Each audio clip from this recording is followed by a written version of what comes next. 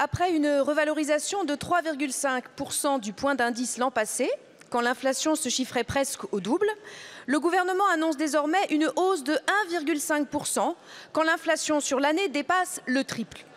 À ce rythme-là, faudra-t-il tabler sur une hausse négative l'année prochaine?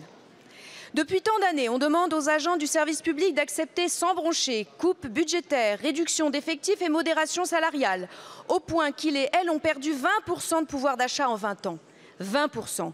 Tout ça accompagné d'une dégradation de leurs conditions de travail, résultat de la logique comptable que vous mettez en œuvre, qui produit pour elles et eux une immense perte de sens et tant de problèmes d'accès et de qualité pour ces usagers.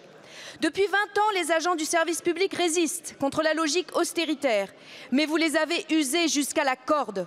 Aujourd'hui, la fonction publique est désertée. Non content de les faire travailler 2 ans de plus, malgré la pénibilité de leurs tâches, vous faites perdurer par cette hausse ridicule le sentiment que le service public n'est pas la solution. Quoi ?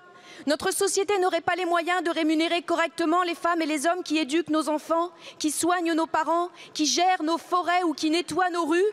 Ceux qui ont neutralisé l'agresseur d'Annecy ou qui ont porté secours aux victimes? On ne pourrait les rémunérer correctement? Ce n'est pas vrai. Ce n'est pas vrai. Vous pourriez le faire si le service public avait une valeur à vos yeux.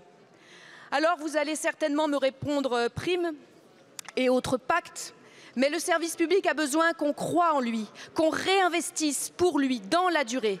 Toutes ces primes, ces pactes, vous les supprimerez d'un trait de plume lorsque vous voudrez faire de nouvelles économies. Et votre trajectoire des finances publiques nous porte à croire qu'il n'y aura pas long à attendre.